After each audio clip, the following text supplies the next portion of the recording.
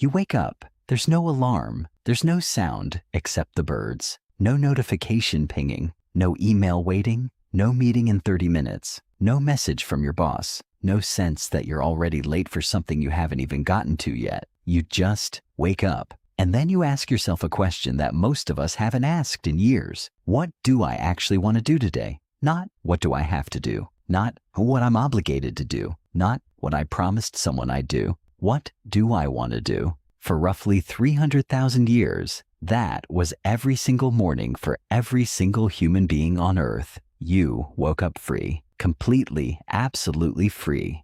No one owned your time. No one had a claim on your labor. Your day belonged to you and nobody else. And we've spent the last 10,000 years systematically eliminating that freedom without even realizing we were doing it. This is what that loss looks like. And more importantly, what freedom actually meant when we still had it. Let's start with the most basic question. If you don't have a job, if there's no one telling you what to do and when to do it, what actually happens? Do you just collapse into chaos? Do you sit around doing nothing? Do you slowly go insane from lack of structure? The answer that most modern people would guess is yes. We've been told for so long that humans need jobs, need structure, need someone or something to organize our lives, that the idea of a completely free day sounds terrifying, but the evidence says something very different. In 1963, an anthropologist named Richard Lee went to live with the Jew/Hunsi people in the Kalahari Desert. The Jew/Hunsi were and are one of the last groups of humans living in a way that resembles prehistoric life. No agriculture, no jobs, no employers, no obligations beyond the immediate needs of their group. Lee spent months documenting exactly how these people spent their time. He tracked every activity. He timed everything. He was trying to answer the question that nobody had actually bothered to measure before. How much time do humans actually need to spend on survival? The answer shocked him. The Jew/Hunsi adults spent about 2.5 days per week acquiring food. That's roughly 17 hours. 17 hours a week. The rest of the time they did whatever they wanted. Whatever they wanted. And this wasn't some lucky anomaly. This pattern showed up everywhere anthropologists looked. The Hadza in Tanzania, the Ake in Paraguay, the Martu in Australia. Completely different continents, completely different environments, completely different resources, and yet the same result kept appearing. 15 to 20 hours per week spent on activities directly related to survival. Everything else was free time. For context, the average modern worker in the United States works about 47 hours per week. Some work more. Most work in addition to household labor, childcare, transportation time, and the mental load of managing a life within a system. Ancient humans worked less than half that, and their work involved actually staying alive in an environment that was actively trying to kill them. We work twice as much just to exist in a system we built ourselves. But here's the thing that's even stranger. When archaeologists talk to modern hunter-gatherers about the concept of work the way we understand it, the reaction is often confusion. Not because they don't work, but because the idea of work being something separate from life, something you do for someone else, something that consumes the majority of your existence, is genuinely foreign to them. An anthropologist once asked a Jew/Hunsi man why his people didn't farm, why they didn't settle down and build permanent structures and organize themselves into a more complex society. The man looked at him and said, essentially, why would we? We already have everything we need, and we have time to enjoy it. The radical simplicity of that answer is hard to wrap your head around when you've never experienced it, because we've been taught that ambition, that the drive to accumulate more, that the desire to build bigger systems is some kind of fundamental human nature. But what if it's not? What if it's just what happens when you convince people that their time isn't their own? When you tell them they have to sell their hours to someone else to survive, something shifts. Your free time becomes precious. It becomes something you have to defend. It becomes something you measure in minutes, stolen back from a system that owns the rest. And the tragedy of that is that free time becomes different when it's scarce. A day off doesn't feel like freedom. It feels like a break from prison. You're not actually free on your day off. You're just on parole. You know you have to go back. Ancient humans didn't experience freedom like that because they weren't escaping from anything. They were just living. Their time was theirs by default, not as a reward for good behavior. Now the immediate objection everyone has is, yeah, but they didn't have Netflix. They didn't have medicine. They didn't have comfort. True. They also didn't have the anxiety that comes from knowing that you have to be productive, that you have to justify your existence through what you produce, that your value as a person is tied directly to your economic output.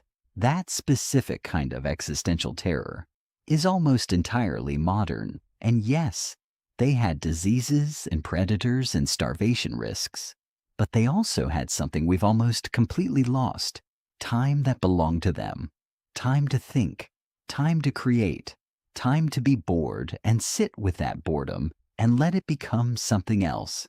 Neuroscientist Manush Zomorodi has done research on what happens to your brain during boredom. When you're not stimulated, when there's nothing demanding your immediate attention, your brain shifts into something called the default mode network. It's when your mind wanders, when you make unexpected connections, when creativity happens.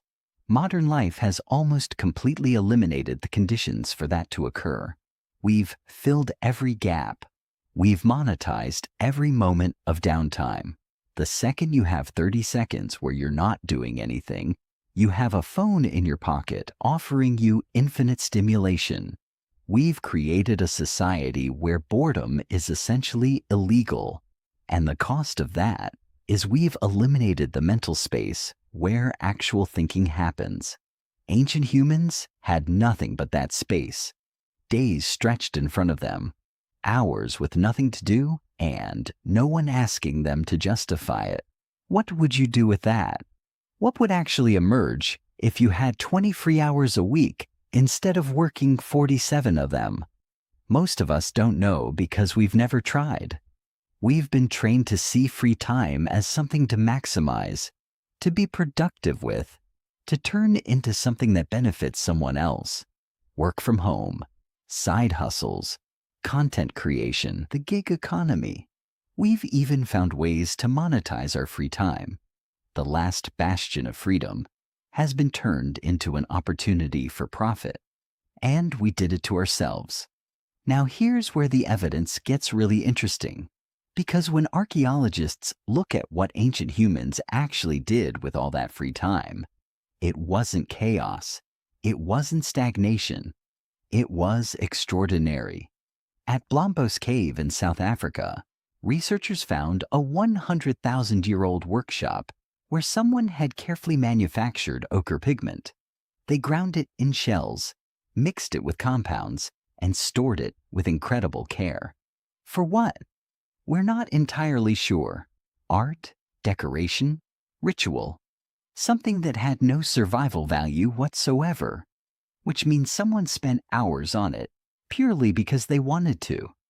The oldest known beadwork comes from roughly 100,000 years ago. Tiny seashells with holes drilled through them. The nearest ocean was 20 kilometers away. Someone walked 40 kilometers round trip just to collect shells, then spent hours carefully drilling holes with stone tools, not to eat them, not to hunt with them, just to look beautiful. In Germany, archaeologists found a 40,000-year-old flute carved from a vulture bone. 5 finger holes, perfectly spaced. Someone understood music. They understood pitch. They spent significant time crafting an instrument for the sole purpose of making sound that moved them emotionally. This is what free time produces. Not rest, not laziness, not the collapse of civilization. Creativity, beauty, art created for no reason other than the fact that humans need beauty the way they need food. It's as fundamental as that. Across Europe, Africa, and Asia, archaeological sites from 100,000 years ago onward are absolutely packed with evidence of people making things for no reason except that making things well is part of being human. Carefully crafted tools, far more elaborate than necessary for survival, decorative objects that required hours of focused work, jewelry, carvings, paintings deep inside caves that no one would ever see except the people who made them, and maybe a few close friends. This is what humans create when their survival is secured and their time is their own. We don't make Netflix in that situation. We don't make advertisements or optimized algorithms. We make beauty. We make meaning.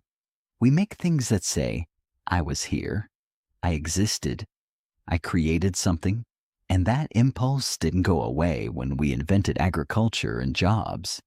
It just got compressed. It got squeezed into smaller and smaller spaces. The creative impulse is still there in modern humans. It's just fighting for scraps of time that we have already promised to other people. Think about what you'd do if you actually had 20 free hours a week, not free to rest and recover so you can work better. Free. What would you make? What would you learn? What would you spend time thinking about? That doesn't have any immediate practical application. Most people can't even answer that question anymore because the muscle has atrophied. We've forgotten what we want because we've spent so long doing what we're supposed to do. Now, there's a psychological concept called the hedonic treadmill. Basically, humans adapt to circumstances quickly. You get a raise and you're happy for a month. Then you adapt and you want more. You buy a new car, and 3 months later, it's just a car. We're constantly chasing happiness through acquisition and achievement because we've been trained to believe that's where it is. But the research on ancient peoples and modern hunter-gatherers tells a different story. The Zhou/Huanzi have a concept called en-aorhe, which roughly translates to the feeling of contentment, of having enough, of being satisfied. It's not that they don't want things. It's that their desire for things doesn't override their desire for freedom. They'd rather have time than stuff. They'd rather have control over their own schedule than more possessions. And when researchers ask modern people what would make them happier, the answer is almost always the same. Time. More time. Time with family. Time to do nothing. Time to pursue interests that don't make money. Time to just exist without justifying it. Time is what we actually want, and yet we've built an entire civilization around taking it away and convincing ourselves it's progress. Here's the thing about free time in ancient societies. It wasn't individual. It was social. The freedom you had was the freedom to decide how to spend your day. But most of that day was spent with other people, grooming each other, telling stories, playing with children, sitting around fires talking about life, existence, the patterns they saw in the world. Anthropologist James Sussman documented that among the Yuhuansi, adults spend roughly 6 hours per day in what he called social time.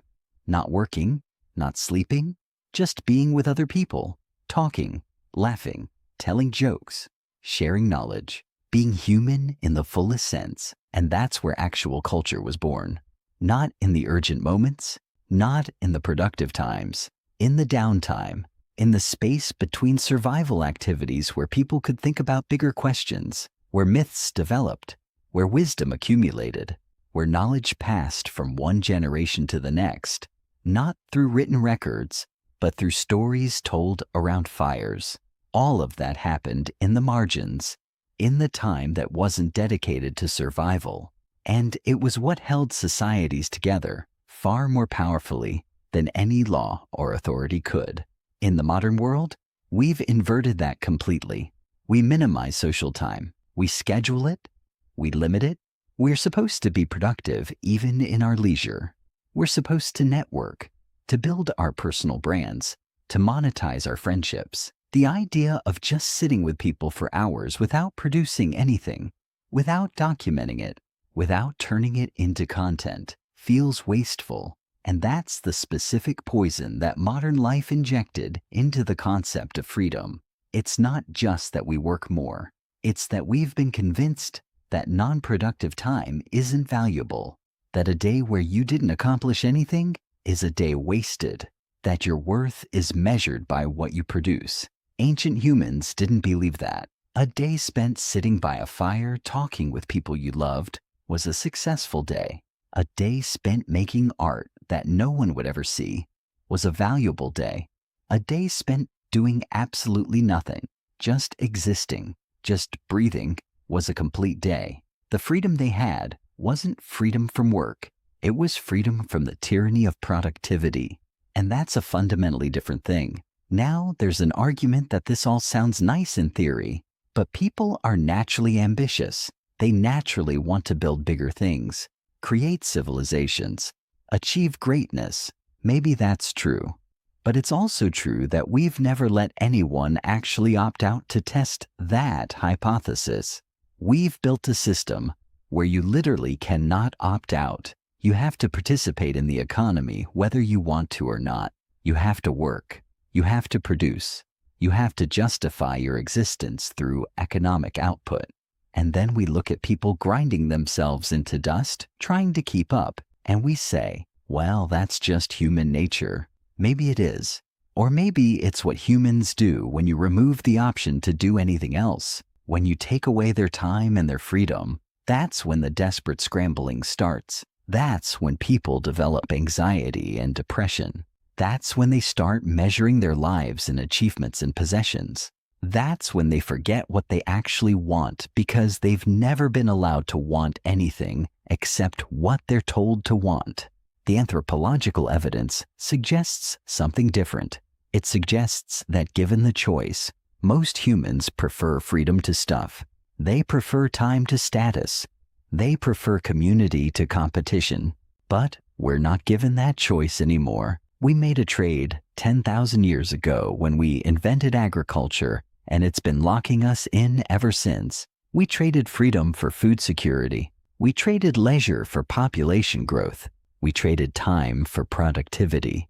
And we've been calling it progress ever since. Some of it has been genuine progress. Medicine has improved. Infant mortality has plummeted. We've reduced extreme suffering in ways that are genuinely valuable. But there's been a cost. And that cost is the freedom that every human being on this planet had for 300,000 years.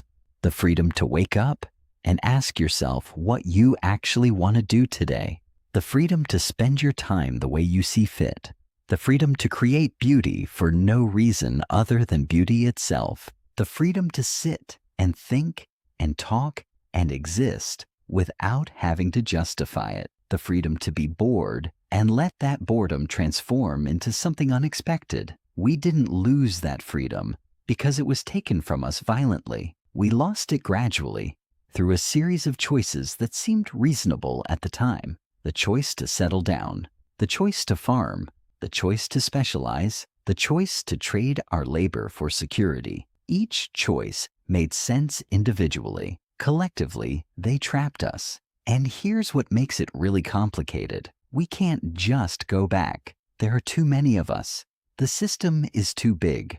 Most of us couldn't survive outside it even if we wanted to. But understanding what we lost, understanding that there was once a way of living where humans had time and freedom as their baseline, that's important. Not because we can return to it, but because it tells us something true about ourselves. It tells us that the constant productivity, the never-ending work, the anxiety about accomplishment, the feeling that we're never doing enough, that's not inevitable. It's not human nature. It's a choice we made collectively and keep making every day. We could choose differently. We could build systems that prioritized time over productivity. We could decide that a human being's value isn't measured by their economic output. We could create space for boredom and creativity and social connection that isn't monetized. We could stop turning every moment into an opportunity for profit. We could give people time back. We could make freedom, not productivity, the center of how we organize society. We probably won't. The system is too entrenched. The incentives are too powerful. The momentum is too strong. But the fact that it's difficult doesn't make it impossible. It just makes it a choice. Every single day is a choice. What you do with your free time, the small amount that's still actually free, that's a choice. Whether you treat it as something to optimize or something to simply experience, that's a choice. Whether you defend your time or keep trading it away in smaller and smaller increments, that's a choice. Ancient humans woke up free every morning. Most of us will never know what that feels like, but somewhere in your schedule, in the cracks between obligations, there are still moments that belong to you. Time that hasn't been claimed by someone else's system. What you do with those moments, whether you treat them as sacred or try to monetize them, whether you protect them or keep giving them away, that's where freedom lives now. In the margins, in the spaces we haven't sold yet, in the time we still have control over.